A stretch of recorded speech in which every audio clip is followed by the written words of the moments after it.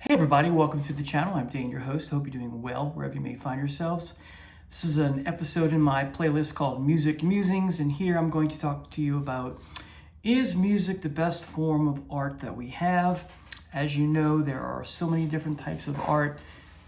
To name a few, we have painting, sculpture, architecture, pottery, dance, ballet, etc., theater, whether Broadway or not Broadway, opera, musicals, which is connected to movies and theater and Broadway, drawing, photography, comic books, and then we have the big three: movie slash film slash TV, book slash literature, which includes fiction, nonfiction, and of course, music.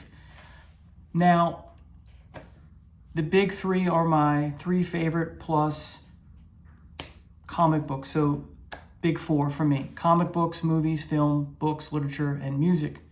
Now, what inspired me to do this brief video is, I don't remember which video it was that I made for the channel or who the commenter was, but I mentioned in passing, I believe was the context, that music is something I gravitate towards more so than movies.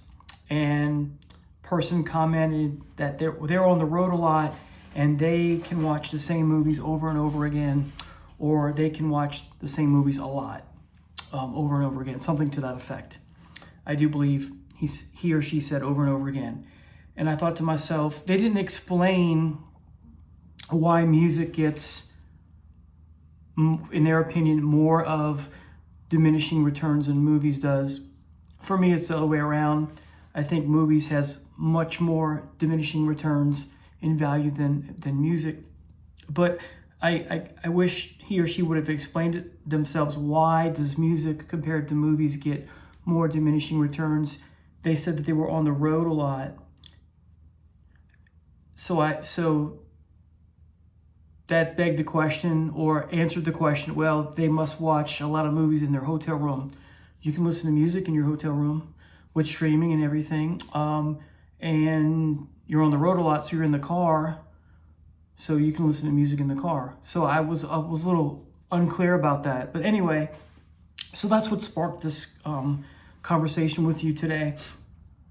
And so,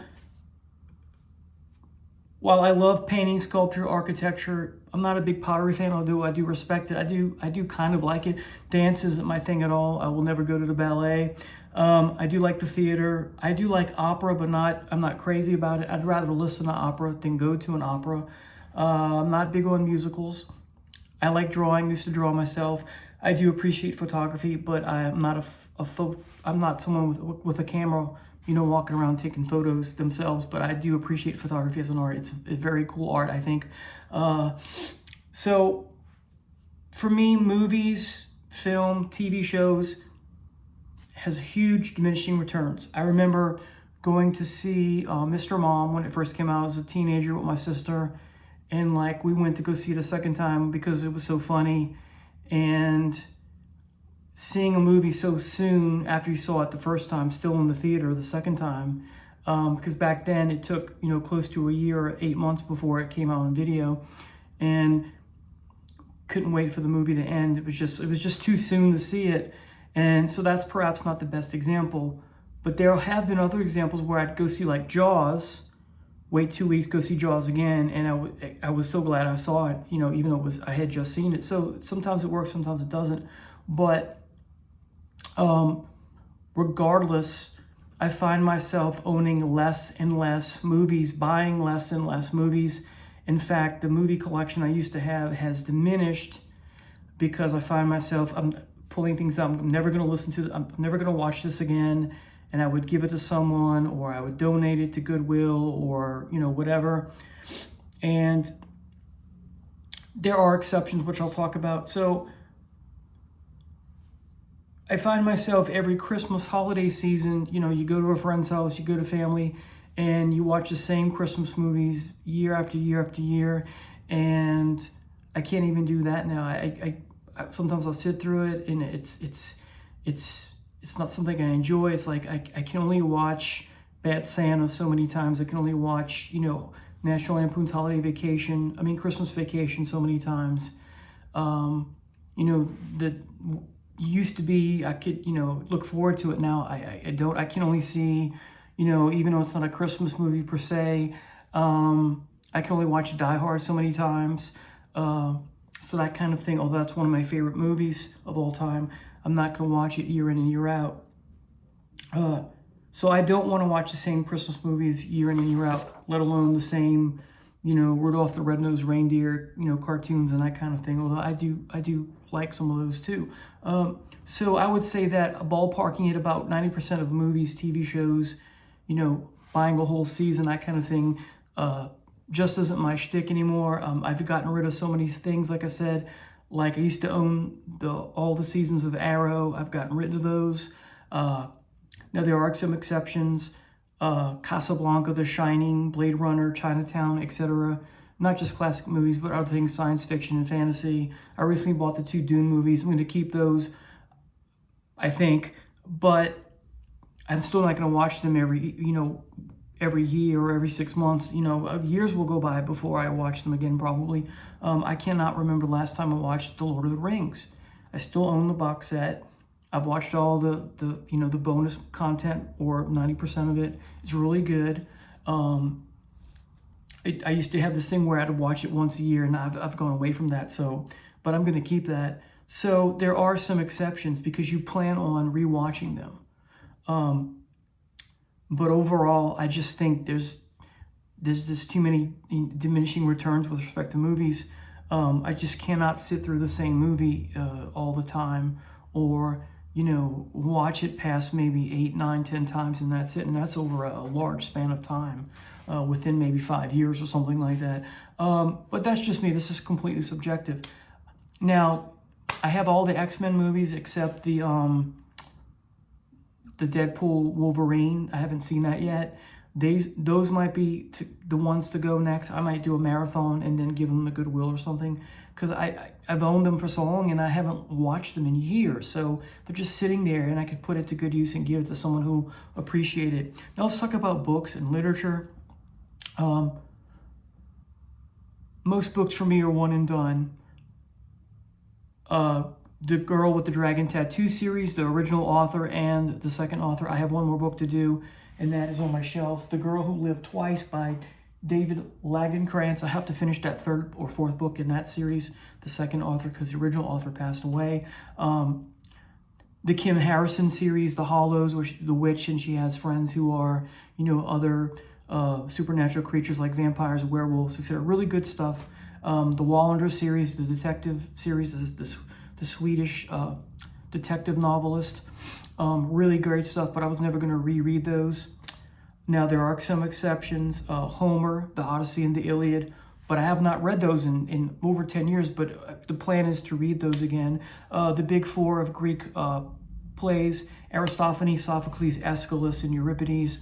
The original Dune series, not the Sun, and the co-author stuff. I have one more book that I want to read, and then I'm done, and I'm going to give those to Goodwill.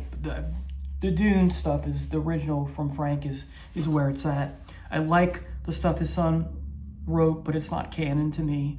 Tolkien, but Lord of the Rings only. Again, not read this in a while, but the plan is to reread it at some point. The Michael Moorcock stuff that I own, great. I've read those a few times, or some of them I've read, not the entire Eternal Champion series, but the plan is to revisit much of that because it's just amazing.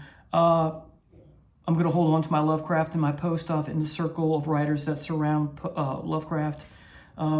Poetry is a different animal. I'm going to keep my Byron, my Shelley, my Keats. Poetry, you're always finding something new, something else to explore, also based on your mood, because if it's romantic poetry especially, your mood will tie into what it is you're reading often. Shakespeare, I'm a big Shakespeare nut. I love teaching Shakespeare to my students. I always find something new, or usually find something new, or every other time I find something new when I teach Shakespeare, so that's worthwhile reading. I'm always rereading Shakespeare. So let's talk about music finally.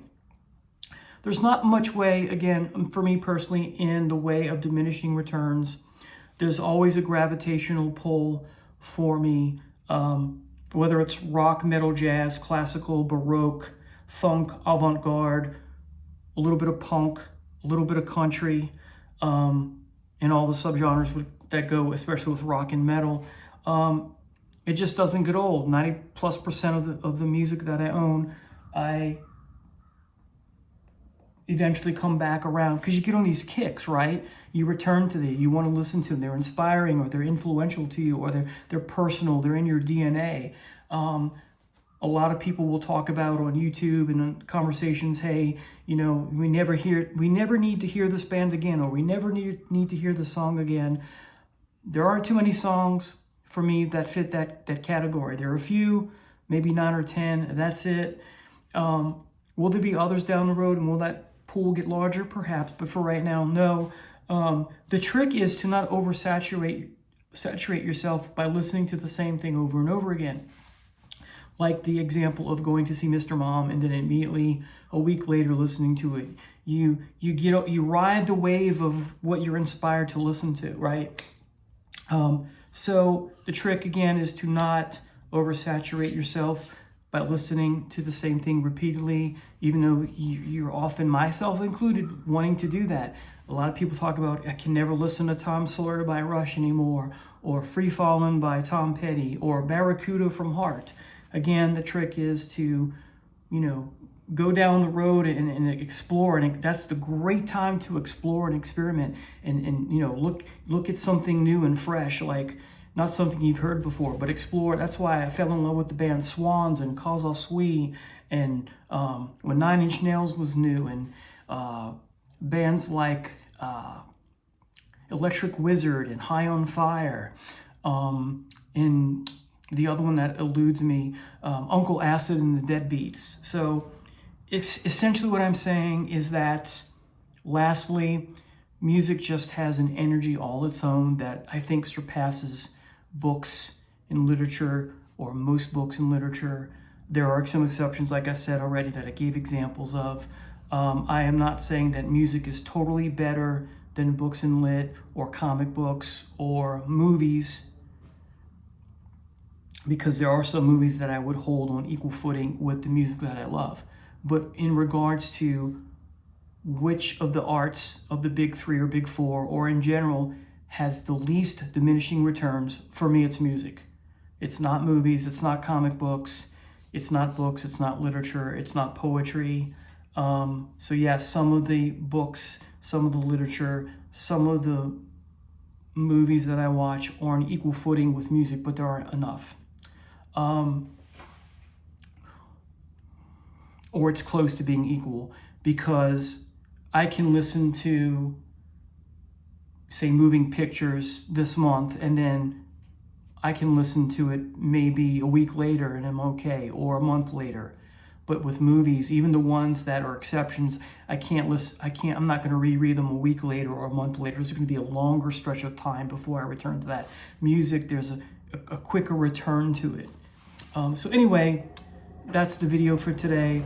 Music just has an energy all of its own. Thank you so much for watching. Take care, and I will have another video after Christmas. God bless everyone. Thanks for watching. Take care.